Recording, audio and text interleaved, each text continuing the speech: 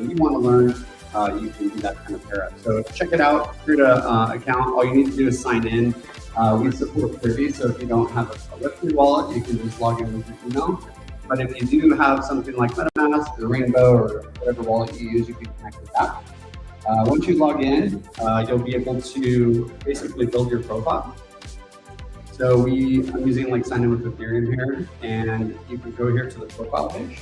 And you can add all your information, like what your name is, your email address. You can verify your email. You can connect your GitHub here, and you can also put in all your socials.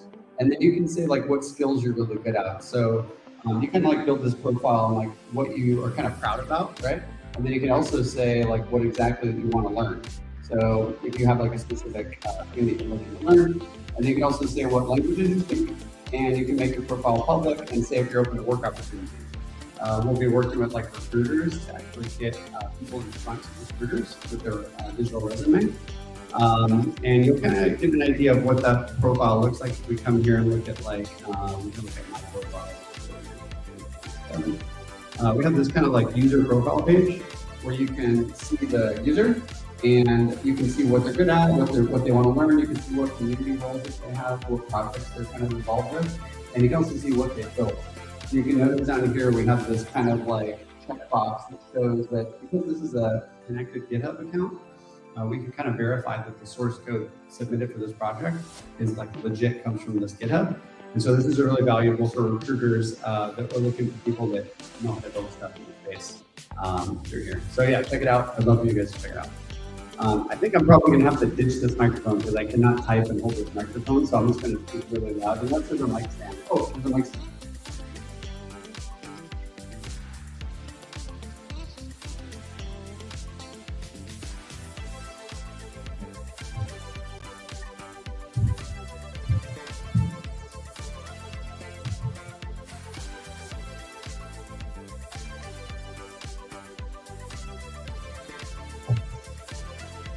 That's 1, 2. All right, we can do this. All right. So who here is working at, who here is working in crypto, like full time? Any of you guys? Who's working like in Web 2, like a traditional Web 2 kind of thing? Who's trying to get a job in Web 2 or Web 3? Kind of like new to the space. Okay, so like kind of a even subset. First, I kind of want to talk a little bit about Scaffold ETH. So one of the first things that when I first came into like building on Ethereum, there was a lot of tools out there that it was really hard to figure out exactly what to build with. And it took me a while to like, sift through all the different options until I eventually came across Scaffold ETH. Who here has heard of Scaffold ETH before? Okay, so just a few of you. What's cool about Scaffold ETH is it comes with, it's like a starter kit. And so it's perfect for hackathons. It really comes with like everything you need to build a dApp on Ethereum.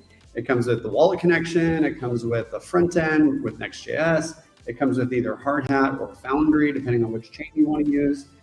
There's lots of examples and there's lots of extensions for it as well. There's one for a subgraph, which is very useful if you want to go for the graph bounty.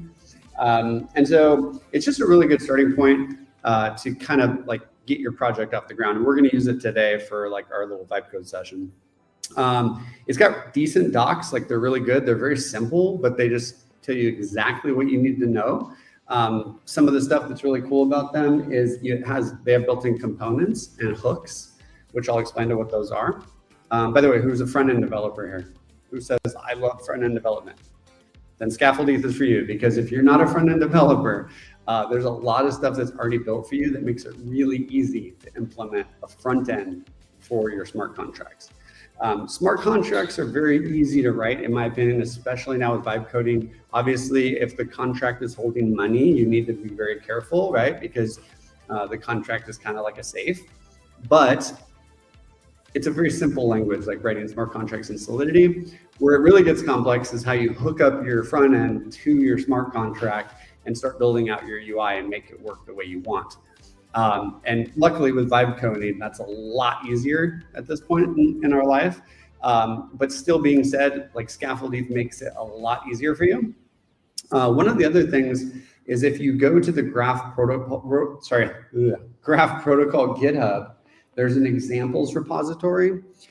And we try to create this like master repo that has like all of the different examples of implementation of how to do something in the graph. And there's a bunch of explanations of how to do this with Scaffold ETH. So like, let's say you want to use the token API, right? You can come into this token API directory, and there is a token API Scaffold ETH project. You can click that. And this is a full-blown starter kit, basically, for interacting with Scaffold ETH and utilizes the token API. And we'll get to exactly what the token API here is here in a second. But if you're looking for an example of how to implement something and you're going to do the hackathon, this might be a good reference point for you to just figure out, you know, like a good starting point. Another really good one is this one right here. Sorry, this is probably really hard to read. Is this one, the graph agent Scaffold ETH. This is actually uses Vercel AI SDK, and it has a built-in AI agent functionality where you can actually query the graph over that AI agent. So it's using Vercel AI SDK, OpenAI, and it's using Scaffold ETH. So you can also write smart contracts and deploy those and interact with them with your agent. And it also has all the functionality to query the token API from the AI agent and to query the subgraphs as well. So I know I'm throwing a lot of terms out there, so I want to kind of level set on the graph, and you can kind of like get an understanding of what the graph offers. Who here has actually used the graph before? Anybody? A few of you guys? Cool. Got some fans here.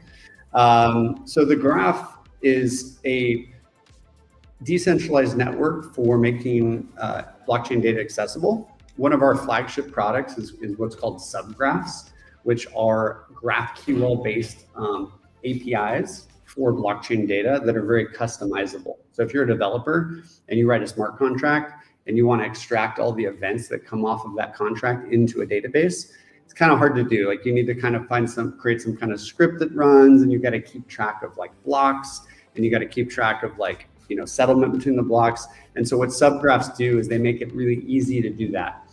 You can basically create a subgraph, and it will index all the data into Postgres on the indexers that you don't even have to worry about. And it will just give you a GraphQL API, so you can quickly just kind of interface with that. And so there's some existing subgraphs on the network that you can go to. If you go to subgraphs here, there's the Subgraph Explorer, and you can find like Uniswap or like any major popular protocol that's on a chain that the graph supports is going to probably have a subgraph there.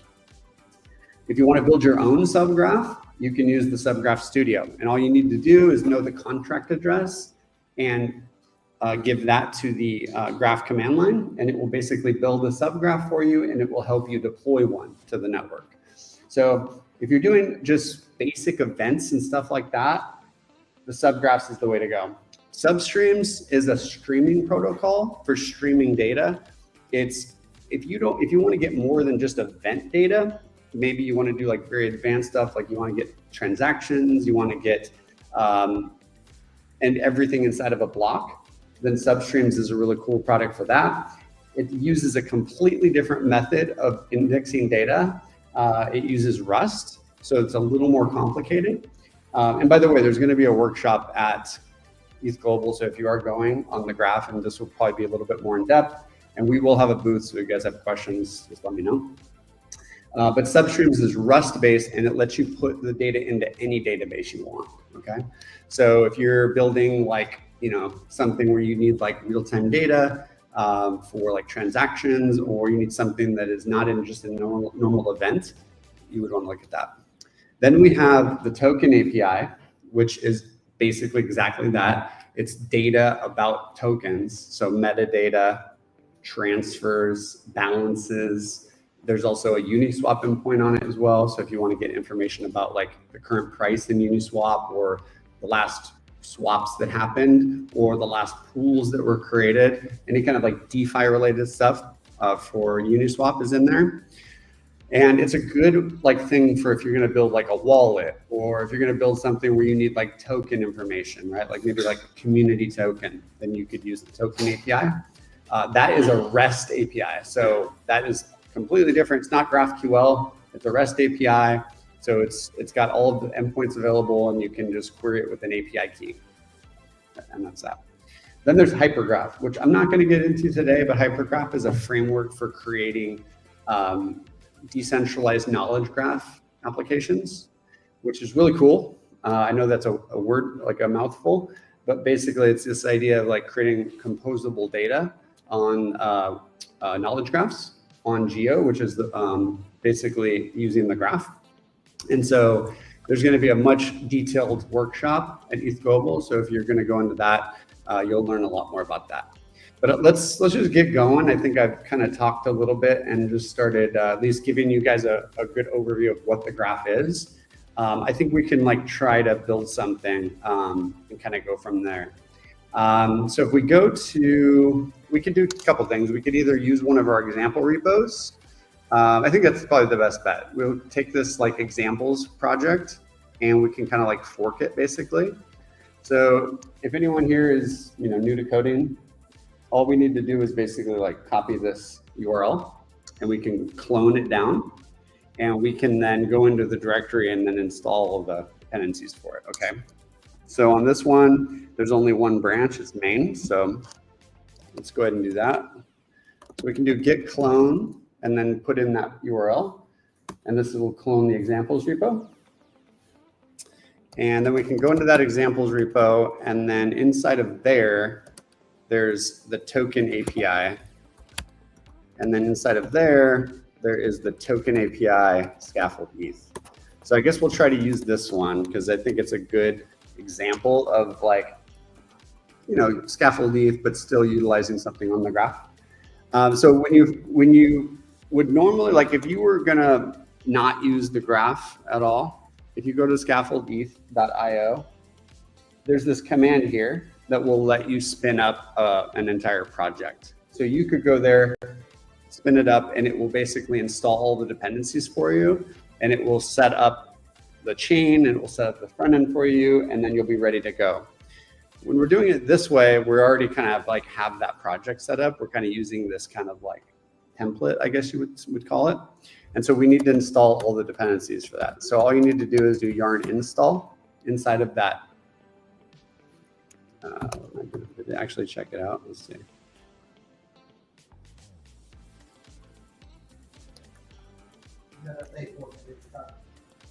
What's that? Oh, thank you. I'm like,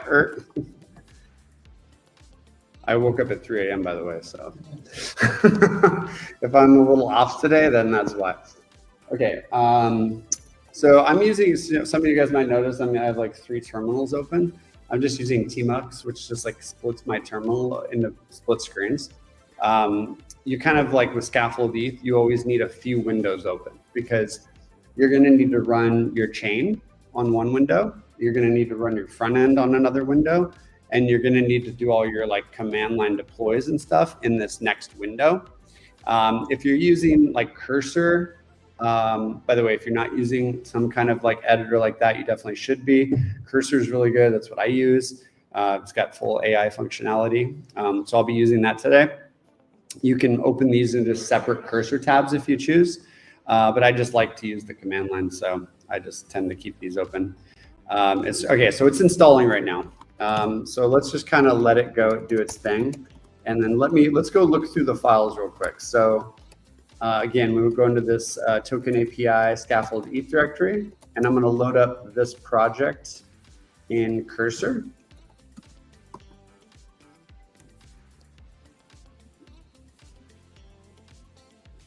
Let's see if this is okay.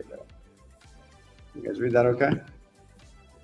Okay, so this scaffold ETH is basically,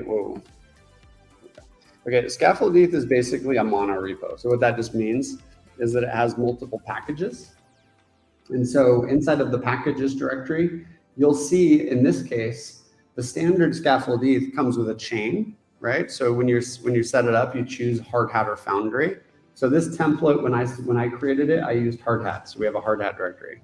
Inside there is where all your smart contracts are. So if you want to write your smart contract, it's inside this contracts folder, and it's where the Solidity is. So in this case, this is the contract that came with scaffold ETH. We probably will have AI edit it here in a little bit, but that's where it is. It's in the hard hat folder and then inside contracts. Then you have your front end folder. So this is Next.js. We're using basically React. We're using App Router. So if you look inside this app folder, you'll notice that there are these specific URIs that are all available. So what that means is that if you go to localhost 3000/API/block explorer/debug/subgraph, these are all endpoints available. So this is where all the front end code is. So it's good to know that, because when you're using AI, you might tell it like, hey, I'm trying to get this particular page to not work, and just know where that is. And so there's the front end there. And then there's a subgraph folder. Now, this template is really for the token API, but it also supports setting up a local subgraph configuration as well. So normally you would deploy a subgraph to the graphs network, but if you wanted to, this has a Docker file inside of this graph node file that allows you to spin up the graph on your local machine.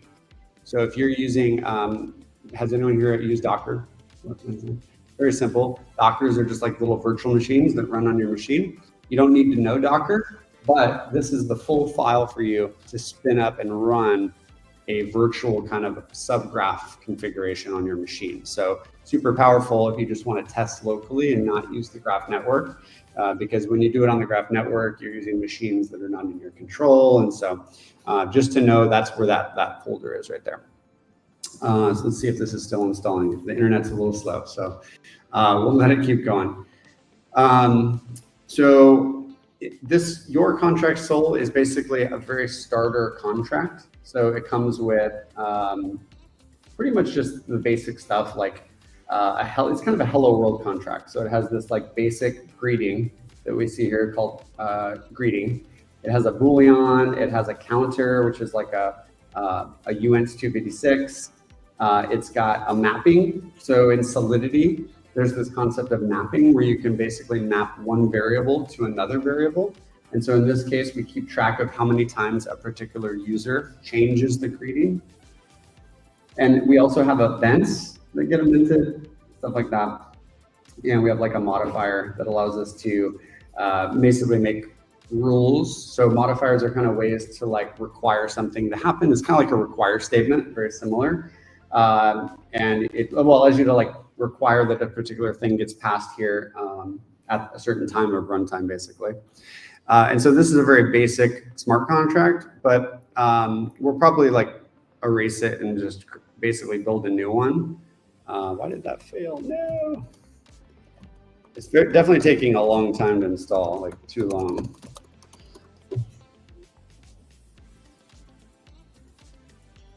I wonder if it's my internet connection.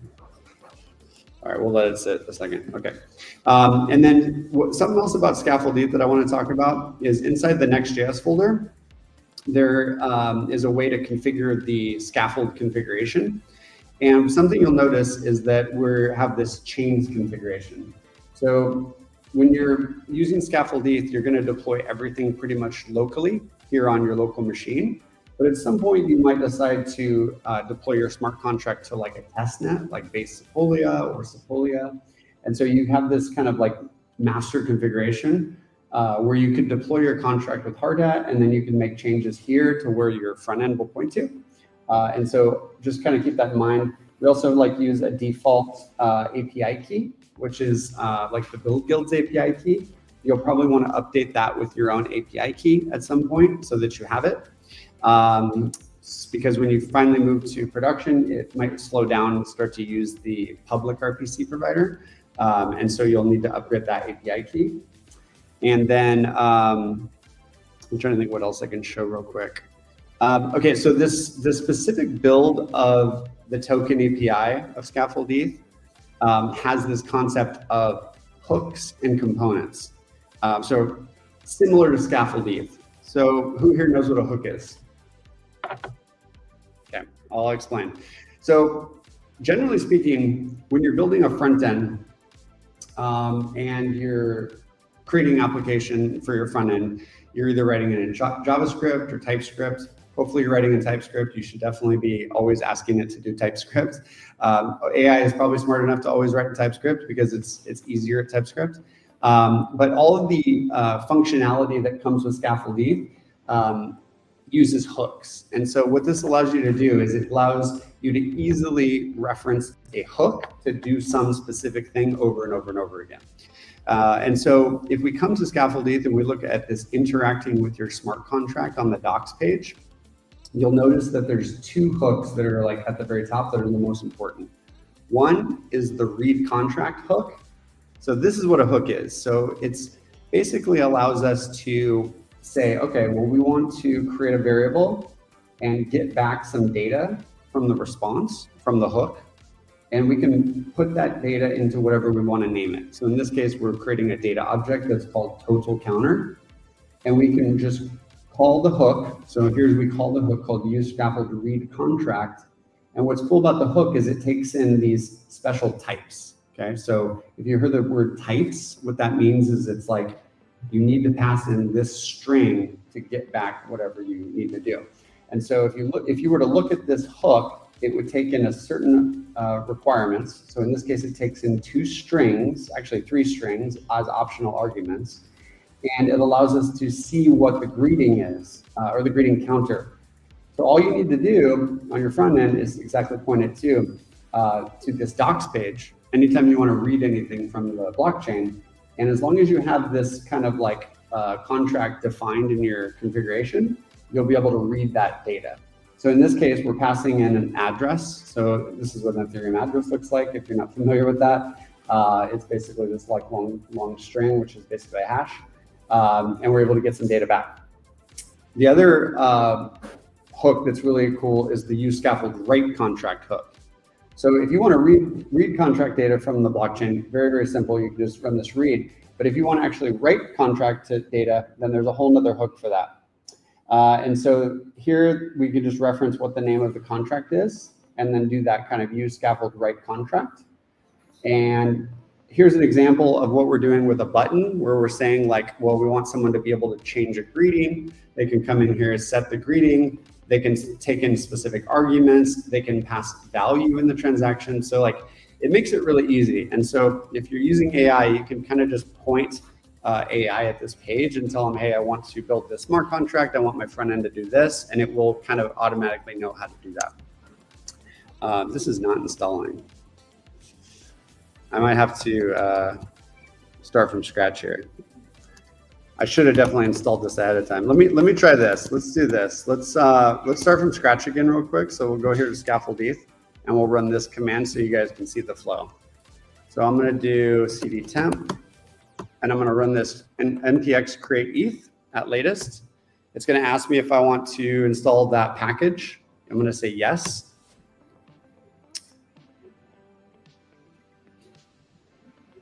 So this is going to download the Scaffold ETH npx binary, and then it's going to ask you what you want to name your project. And I know that's really hard to see, but if you look down here at the bottom, you guys can't see it in the back. It wants to know the name.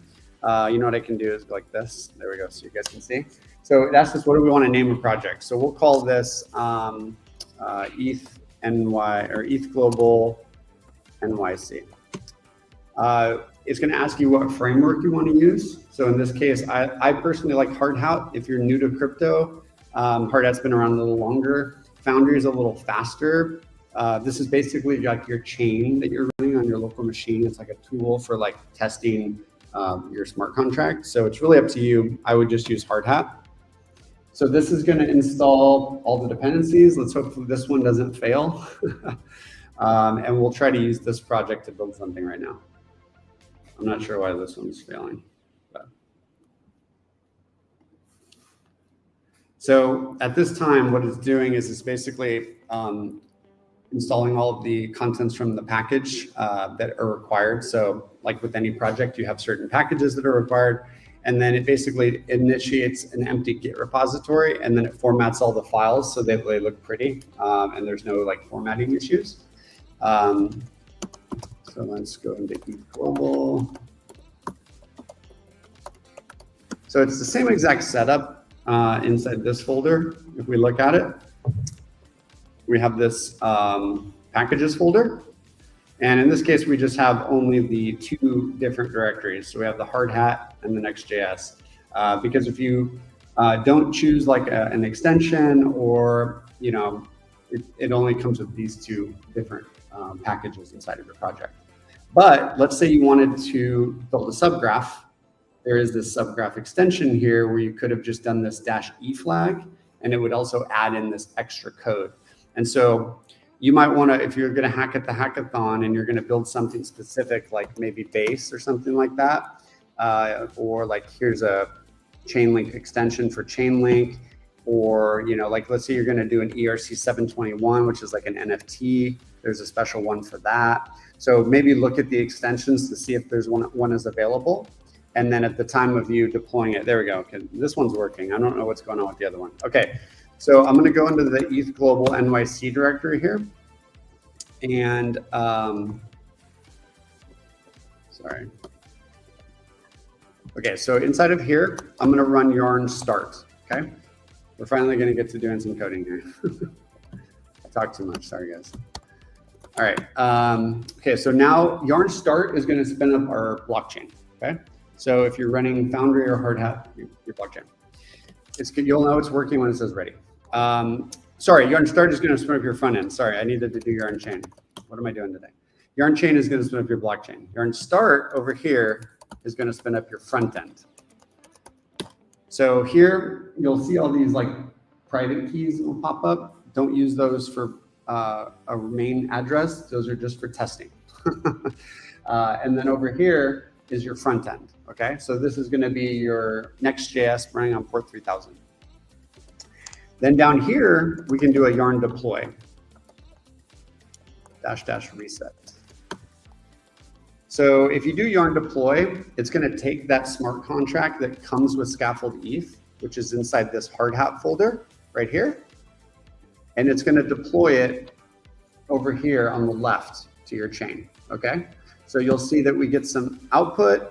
Your front end is not going to change, and we'll see here we get some output. So the way Scaffold ETH works is when you deploy your contract locally, it generates this contract right here. This TypeScript file called deployed contracts. And what's cool about this file is it's all of the types that allow you to interact with your smart contract. So if I load up Scaffold ETH now on port 3000,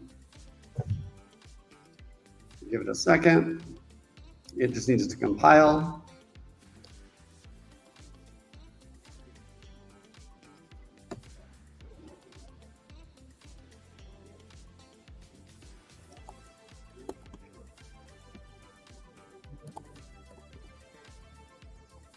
Come on.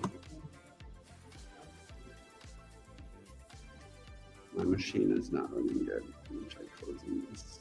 Oh, there it goes. Okay. So this is what Scaffold ETH looks like. So you'll notice here that we have this like connect wallet option, and it automatically will try to actually create a wallet for you inside of the browser. So this is really cool because if you're not like crypto native right away, normally you'll know that you need some kind of like wallet to test. And so you might use like MetaMask. But what's cool about this burner wallet is it's inside of the browser session. So you can really start testing right away. So to test, all you need to do is come to this debug contracts tab right here, and we can start to see visually what our smart contract looks like. So here we have a contract that says building unstoppable apps.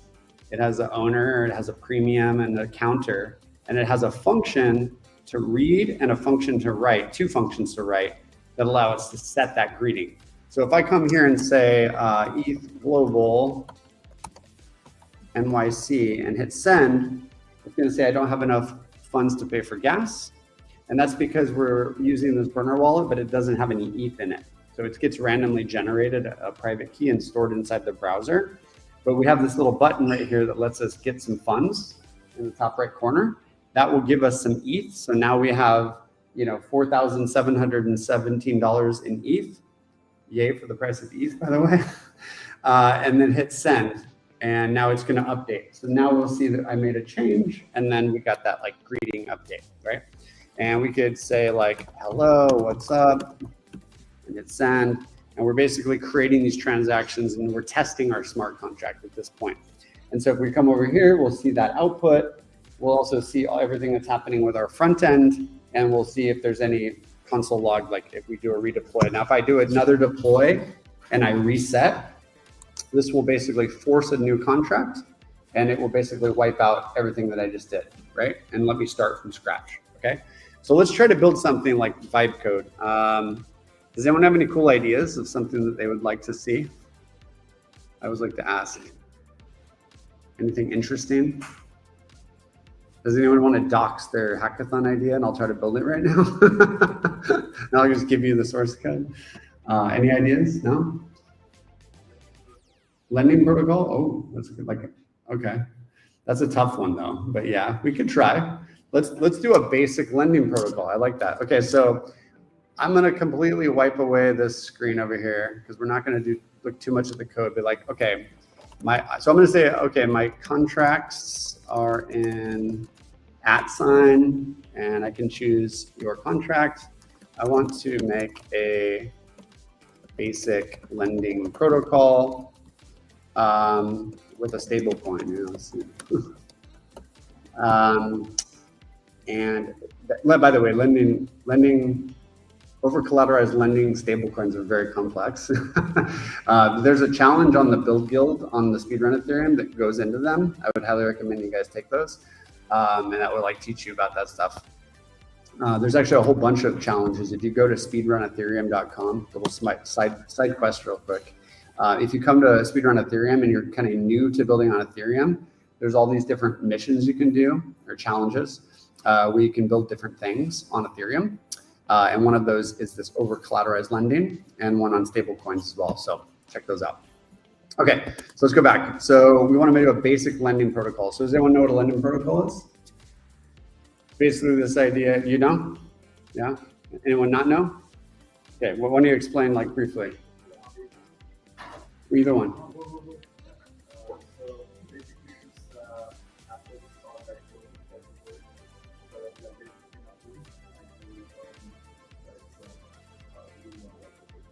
Yield. So we want to get yield. Yeah. Okay. So we want to be able to deposit ETH.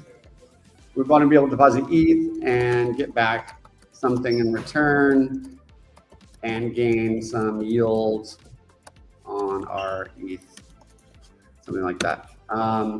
Also, we'll just tell it to like make a basic front end. Let's see if it can do it in Next.js. Okay, so if you're using Cursor, there's this like auto mode.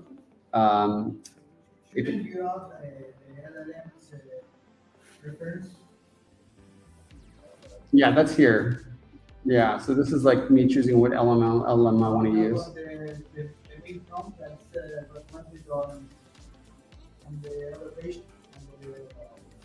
Oh no, it does it automatically. Yeah, so that's that the LM. So this LLMs.txt, I think this is what you're asking about on here. This is like for crawlers that are crawling the site to know exactly how to interact with this tool. So this is not related, but I will tell you that there is an MDC file inside here. So if you go to Cursor, there's an MDC file. This is kind of like a markdown file that tells AI exactly like how to interact with your project. And so there's one already written for Scaffold ETH here, which will help your AI experience as you build. How much time do I have, by the way? I got like 30 more minutes, yeah? Okay, so let's just shoot and see what it does. So it's going to hopefully create a new smart contract for me, and it's going to build a basic thing there. So I'm using Claude. I particularly like Claude a lot. I don't like GPT-5, it's too slow. We would fall asleep while I was on stage here. Claude is a little bit faster. I think it's just a little bit better at like live coding anyways. So yeah, so it should be going through right now. So now it's trying to write the contract. While it's doing that, let me see if I can bring anything up in the docs that maybe is important. So we talked about the hooks, reading and writing from your contract. Those are both really important ones. There's also one for the components. So these are actual like reusable components that are really nice. Like one that does the ENS resolution and will display the little image from the PFP for the user's ENS. It also has that little copy paste icon, which is really nice. And so hopefully the AI knows that you have all these components already and it will try to use those. But if it ever tries to build its own component, sometimes it will just go off on a tangent. You can always tell it like, hey, like make the address look nice like this. There's also a balance component that you'll notice when I got some ETH from the faucet, it switches between the price of ETH and the actual ETH. There's also an address input component that lets you do ENS resolution. So ENS is like the Ethereum name service that allows you to have a short name for a long address. There's an Ether input one that lets you put in just ETH or dollars amount and figures out what those are and switches them for you. And then there's just like an empty input that you can use for whatever you want, which has the same styling basically. And same thing goes for integer. And then there's these like block keys, which if you want to use something like that. So those components are really nice. There's also other hooks that you might want to use like to get event data. Hopefully you'll eventually use a subgraph in your project and you won't really need to use those event ones, but if you need to, they're there. Okay, so it wrote the smart contract. Let's take a look at it. I'm just curious. So one thing you'll notice about Cursor is it will just give you the diff, right, of what was changed. I personally really like that, especially if you're like just getting into understanding what's going on. It really lets you kind of get an idea. Like some people just accept all the changes and then deploy it and never look at it. But if you're really trying to learn, I would recommend that you go through and like read what it did, at least at the start. So you kind of gonna know. So it created a stable coin and it imported the stable coin. It created positions. It created events for all this stuff going on. It created a deposit function, a withdraw function, a claim yield function, update yield function, which allows it to like keep track probably every time that someone deposits or withdraws, a get user position. It wrote a lot of code. It wrote a decent amount. Okay, so I'm gonna accept those changes. It also made the deploy script change. So Scaffold ETH has this deploy script right below. And you'll notice that it edited that as well for me, which is really cool. Let's see if it actually did it right though. Yeah, it just does some console log. We kept the same contract name, so it didn't really need to change much. It just added some like output to show what was deployed. Okay, so let's see if it's done with the front end. Okay, it's done. Okay, so we have the chain already up, so now we'll deploy again. So when you do -- reset, it basically forces a new contract. So that's just habit of mine. Okay, so it did work. Let's try to go to Scaffold ETH now. Nice. Okay, so the contract deployed and looks pretty good. We have this ability, so it's an ETH lending protocol. It's got like a dashboard basically that it created. So we can try to deposit some ETH. So let me get a bunch of ETH. Let me get like a bunch. I'm gonna be a whale here. All right, 14 ETH. So I can deposit, Lucille has it 10 ETH. So I deposited 10 ETH and then I wonder, so I think probably we can like simulate blocks by mining, by getting more ETH like this. So with Hard Hat or Foundry, like it doesn't automatically like mine. So if you're doing something that's time-based and you're trying to see what the yield would be, you might not be able to see if it's working or not without kind of like forcing it to mine. So that's just me like forcing it to mine right now. And then let's try to refresh and see. So this just has the collateral, but this doesn't give me the ability to actually withdraw. So it lets me deposit ETH, but it doesn't let me. Does it just? I think it was ready to use like a stablecoin. Yeah, yeah, but I don't see minted here. So at this point, I would just say like, well, we could look over here and see too. So you're probably right. Yeah. You see the deposit. Oh, that's the what do you call it? The faucet. Yeah, but I don't see any stable coins minted, so that's kind of interesting. So it could be that it's not working. What we could do is just try to copy paste this in here and see. But, can you use the Explorer? oh yeah, we could do that. Yeah, let's see. This one will be the local one actually. Did you deploy? Yeah, I did. Yeah. So these are the faucets. So this was the deposit. I wonder if we click it.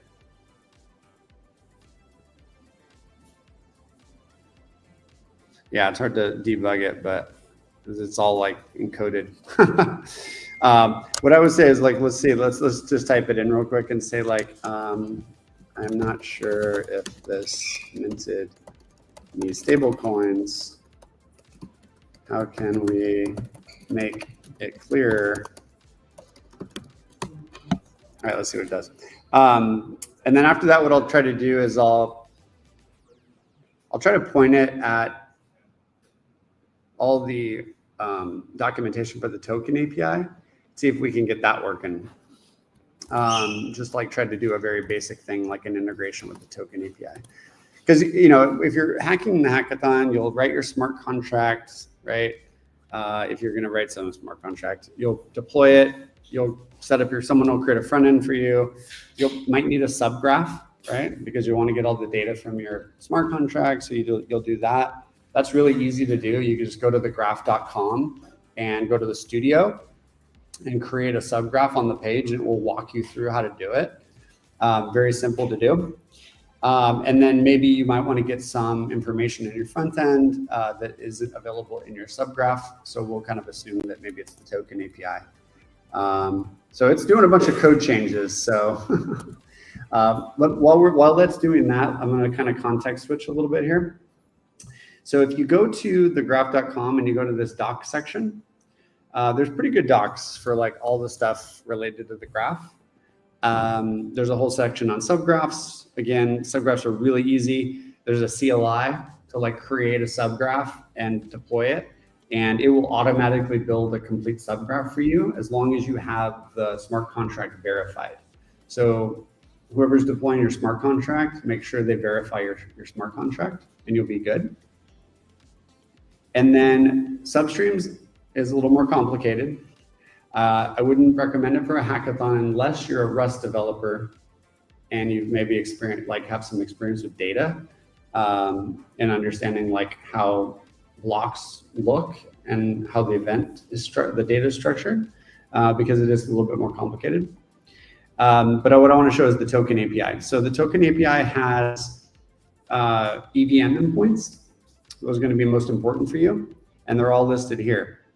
So you can get balances, you can get transfers, you can get how much tokens a particular holder has, you can get metadata, you can get Uniswap data, open, high, low, and close, and volume. You can get liquidity pools and swap events on Uniswap. And then there's a whole bunch of NFT endpoints as well. So if you want to get like, all the owners of a pudgy penguin or something like that, right? And this is a REST API. And what's cool is it gives you all of the examples of how to test it and get the data back. And we can just point our front end at this in a second. So first of all, let's see what happened with Scaffold ETH here. Let me try to get some more ETH. And then I'll try to, oh, I did deposit. Oh yeah, ETHB and wallets. So yeah, I deposited 10 ETH. Oh no, that's ETHB. That's weird. Huh, it's very strange. Let me redeploy real quick.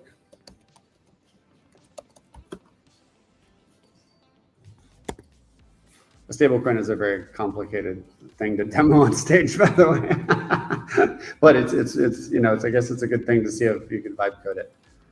Okay, so there's some errors, which is not good. We could probably, so a lot of times what I'll do is I'll just grab the error and just like paste it in while I'm doing something else. See if it can like fix it. So we deployed, and let's see if it lets me actually do it though. So deposit 10 ETH. Uh-oh. Successful, deposited 10 ETH, stable coins have been minted to your wallet. But how do we see like, oh, here we go. Okay, 9,333.33 ETHB. So this is hard coding the ETH price. So basically, this is going to get a little complicated, but you know, you really need like some kind of source of truth for the price of ETH. So in this case, because we need to figure out what the ratio is, we don't know, like we don't have like what do you call it? Like a decentralized exchange in our smart contract. So it was like hard coded in here. And so this was what kind of like figures out what the collateralization is, which I'm not going to get too far into the weeds on this, but that's why you see this ETH price at 2,000 when actually the ETH price is like closer to 5K. And then we can burn stable coins as well here. So let's try to burn. So it says we have 9,333. So what happens if I burn 9,000?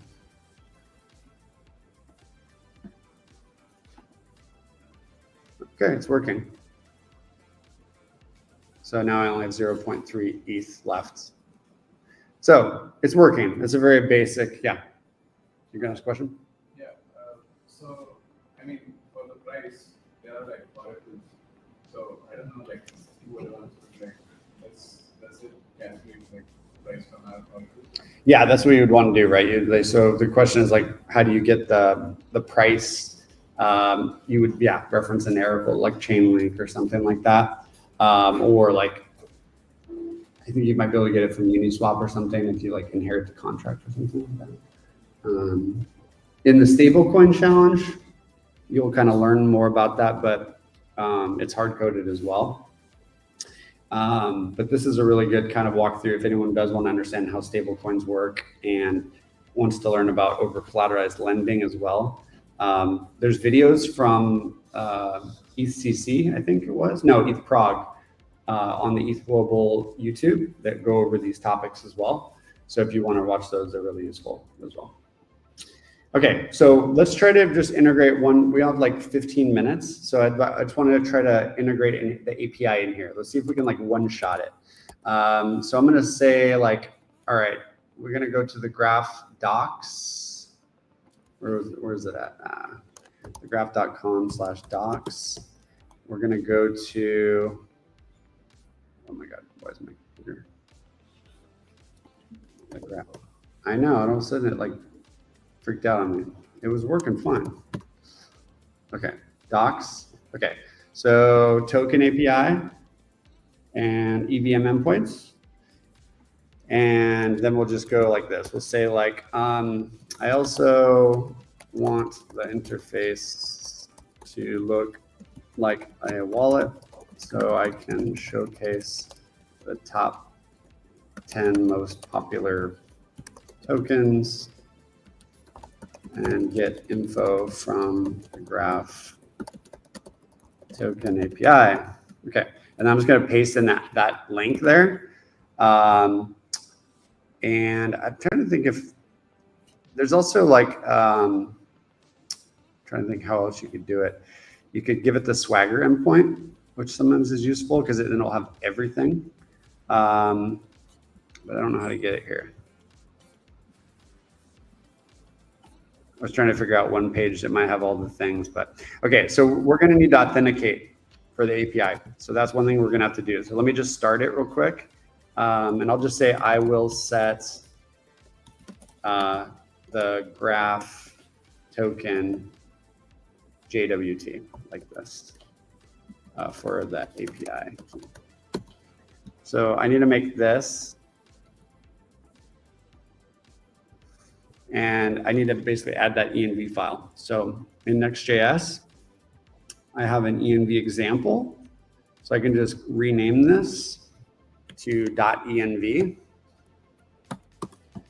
And inside that file, I need to put this. So to get a key, you need to go to the graph.market and you need to sign in. And you can sign in with Google. So this is a website for just the API key for Substreams, Firehose, and the token API. If you need a key for your subgraphs, that's through the graph.com studio. Two different places, sorry.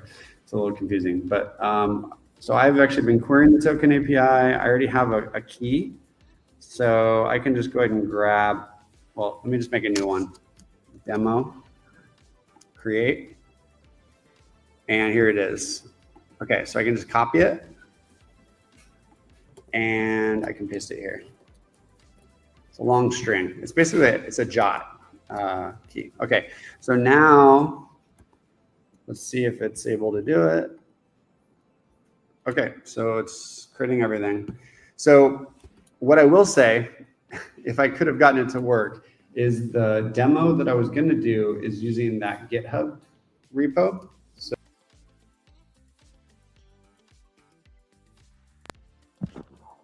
Hi guys. I guess we have some technical issues. I will send some message to the people right there, but we can see that, yeah, this is a very good thing they are doing. It's hard to follow it, but well, there's a lot of technical things, and they are doing while vibing. You know, they're just typing stuff, so the editor can create code, and after that they can create something with it. I would like to know if anyone has a question, and I can share with them later when they get back to it.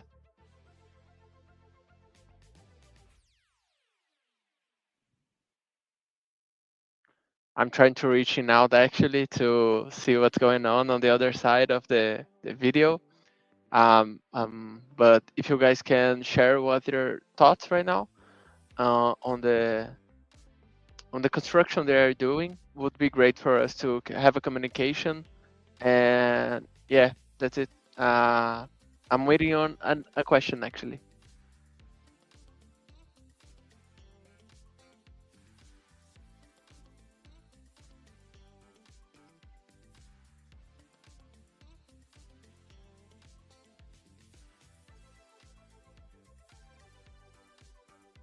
Okay, they're back. sorry about that. Okay. I will reshare. How long have I been in radio silence?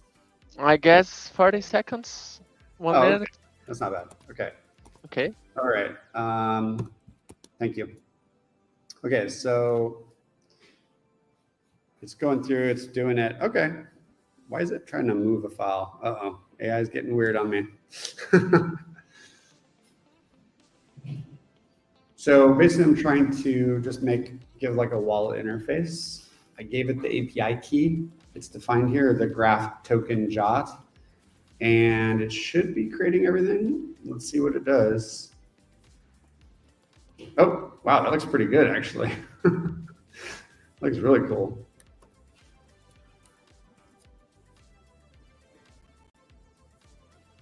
It completely erased all of my lending protocol stuff though, which is kind of weird.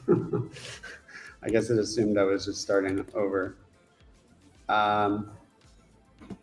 So I don't see any token data, so maybe we can ask, we'll just say there's no token found. So can you get real data? Okay.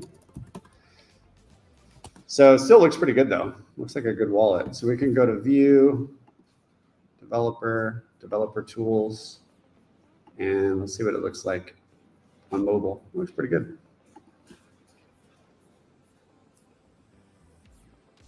Okay. Oh, there it is, lending. Cool. Yeah, so it is there.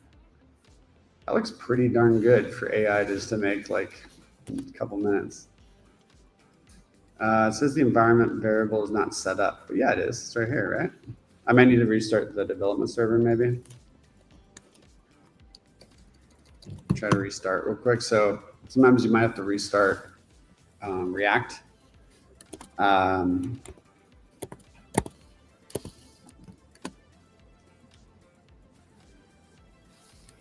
That'd be cool if we can get like the top 10 tokens to show up, you know. And if GRT was the top. Okay. While this is loading, anyone have questions? I know I've been yapping for a while here, so I hope I'm not boring you guys, and hope you guys are like finding some knowledge here. But any questions? How to write a subgraph with AI? Most people know that. More about how to create a subgraph. Yeah. Well, the cool thing is you don't really even, if you want to do more advanced subgraph stuff, then you can use AI. But in the case of the graph, we have a CLI. So if you go to thegraph.com and you go to products, subgraphs, actually, yeah, we'll go to Studio. So you come into the studio, you sign a message with your wallet. You then can create a subgraph. You can name it whatever. Create. Oh, please log in first. Jeez.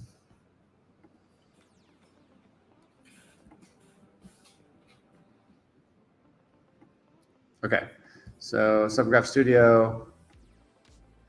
Create subgraph, example subgraph. Hit create, and it will give you all the commands you need to do. So you choose what network it's on. So let's say it's on Ethereum mainnet. It tells you how to install the CLI, how to init the subgraph, how to authenticate to the studio from this. So this is your like key. You go into the directory and you run these commands here. So when you run graph init, it's going to ask you like the contract address, and then it's going to automatically discover like the ABI and like everything it needs, the start block, the start time, stuff like that. And it's going to scaffold it out for you as long as the subgraph is verified. And then from in there, if you can just use AI to ask any question, you know, like make the subgraph do XYZ, and it will be able to do it because it's also using types. Okay, so let's see if this is loading now.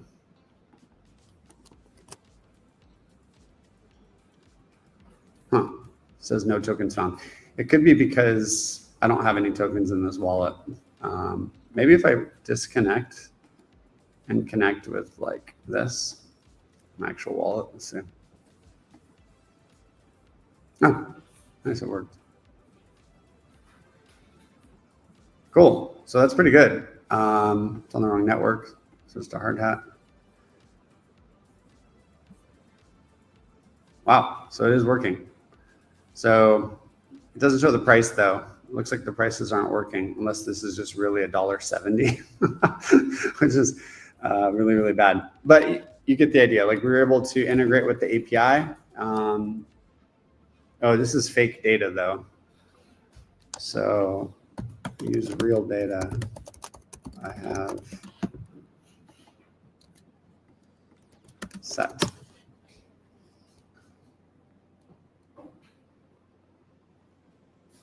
Let's see if we get it working.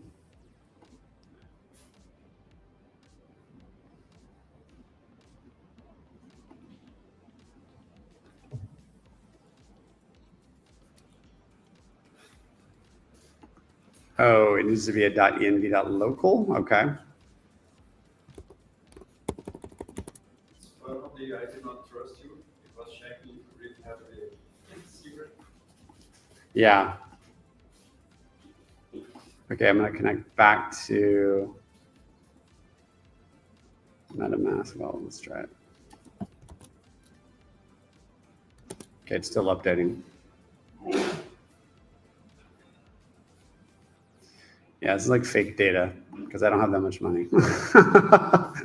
I'm not that rich. Let let me do this too. Let me connect to the burner wallet.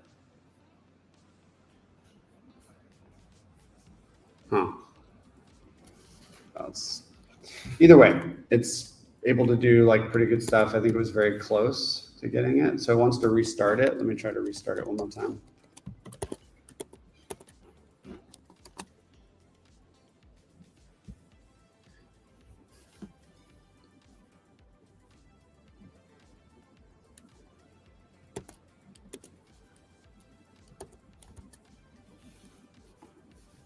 Okay, it's still loading. Any other questions at all?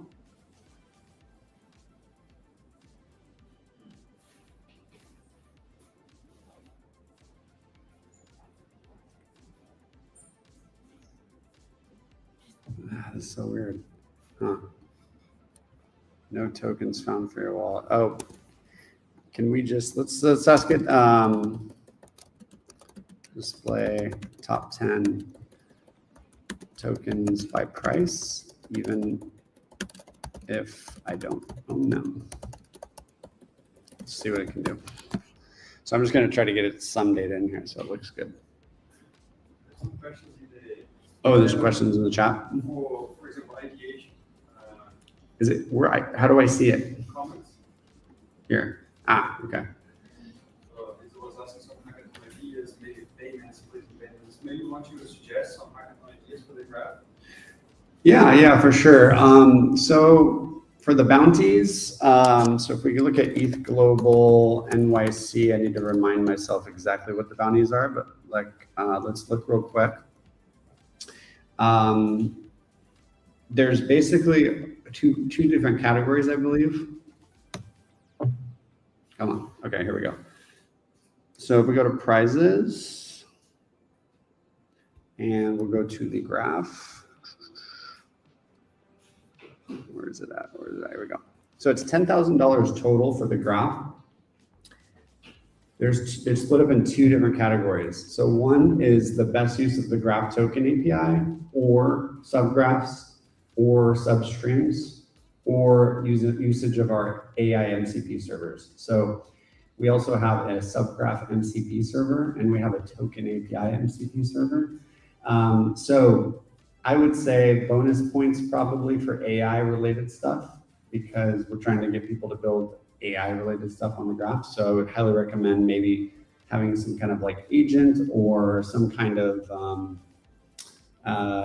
like some kind of interaction with the MCP servers would be useful to see what people can kind of do there. For the token API, probably like using it as like a wallet, something like that. For subgraphs, we want people to go above and beyond the normal subgraph. So if you create a subgraph with the CLI, it builds one for you. But we want you to make a better subgraph. So don't just submit just the basic subgraph because we won't accept it. Substreams, anything interesting with substreams is always a plus. Is it's a complicated product, so it's hard to do. So if you do something interesting and you're a Rust developer and you have the skills, then do that. The other one is hypergraph. So I would say the hypergraph is one of the categories. It has its own category because we want people to build interesting applications that make sense to be deployed on a knowledge graph. So if you can think of anything that is like coordinated online data, what's cool about hypergraph is it supports, I think we have it up and running, where you can do private and public data. So you can build an application and you can deploy all of your data in a private way with a sync server. And so then you can then take that data and then publish it to the knowledge graph as public data. So any concept that you can think of that uses that flow, where like you're creating an application that you could publish data onto the hypergraph would be really cool. So there are some examples right here. Crypto projects directory, an investment graph showing like relationships between different things, a DApp registry showing like all the dApps in the ecosystem, something that will allow you to explore DAO governance and show visualization. So any of this idea with like a reusable, composable data on knowledge graphs would be really cool to see. Cool. Any other questions? Any other questions here? Yeah. I'm wondering if this could work With LLMs? Which part? The scaffolding? So, the example that I showed in this GitHub project, if I can find it, there's a, where's it at? So if you go to examples, you go to agents, and then go to the graph agent scaffolding. This uses OpenAI. So it uses Vercel AI SDK and OpenAI. So you can switch it to like Gemini or whatever LLM you want. And this is a starter kit with an agent that would let you interact with the graph via an LLM. So yes, this would be what I would look at. That's the only thing that we really have. You could also build something from scratch that would work with the subgraph MCP server or the token API MCP server. That'd be cool as well. follow-up question. What's the limit on how include this I was wondering, can you like sort of train the agent to a specific like sort of? Yeah, so the question was, like this particular package, if you hook it up to Vercel AI SDK and OpenAI, like, can you, like, I guess the question was, can you train the agent to do more off of the data? That would be a cool thing for you to build. So like this concept of like agents that have memory and then they can like keep track of things and like have like long-term kind of stuff. That'd be a cool hackathon project, I think, in general, to build something like that. That kind of keeps track of like, yeah, the user's journey and as they are using the application and using the AI endpoints and the subgraphs or whatever it is, that it kind of remembers and like builds a history. But this out of the box does not do that. So you would need to build something like that on top of it. This just uses like an existing LLM, and it just allows you to like take the data from a subgraph or from token API and pipe it through the LLM and get back in a certain format or something like that.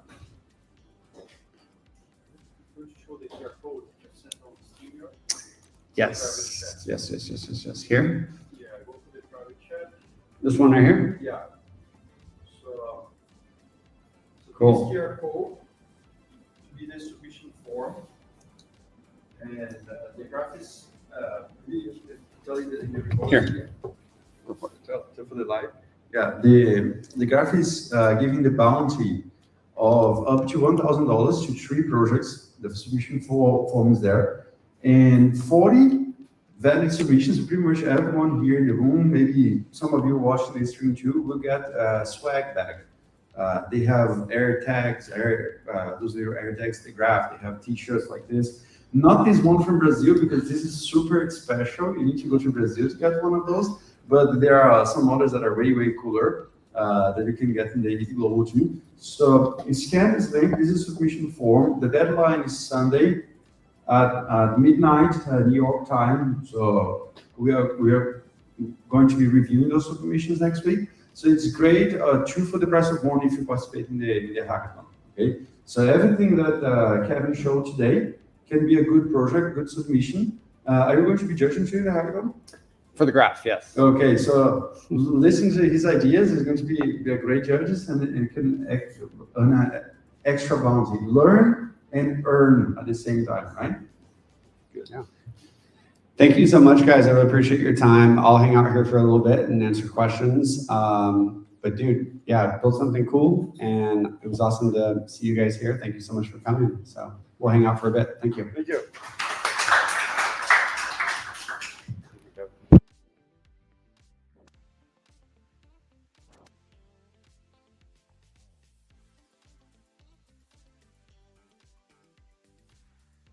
I muted. I'm sorry. So we have this QR code here. I guess you could scan here. He's on my right side here. If you could achieve to farm, and then will be great for you guys to reach out for the hackathon. Okay. I will see if there's anything else left, but maybe we shouldn't here. I will try to ask about those questions before we move forward. Okay. Um, the support subgraph to get data. I would say, Kevin, are you hear me? Yeah, I can hear you. Yeah, I can answer. We have Is there some more questions? Yeah, we have some questions on the YouTube channel. Uh, and they're the ones that are here. Okay. Did Uniswap 4 support subgraph to get data? I think, yeah, there is a subgraph for Uniswap 4. So it should. So if we go to thegraph.com, you can go to Explorer and you can do Uniswap. And you will see. So it looks like it's actually just, yeah, here we go. There's some that have created for base, Uniswap. So yeah, there's a bunch that are available there. See what other question. We had the Lisa Loud has made a hackathon idea. Okay, we answered that. That's good. Yeah. Okay. Yeah. So I think we're good then, yeah? Yeah. That's all of it. Cool. Awesome. Thank you so much for moderating and helping out. Appreciate it. Okay. Thank It you. was a pleasure. You're welcome. I will end stream now. Thank you. Thank you. Thank you. See you, Have a buddy. good night. Bye Thanks bye. for everyone tuning in. Bye. Bye bye. Bye bye. It was a pleasure. I want to see everyone here in the next stream that we will be doing a lot of streams in those next weeks. Venture Miner is here to vibe code, and we count on you. Thank you very much.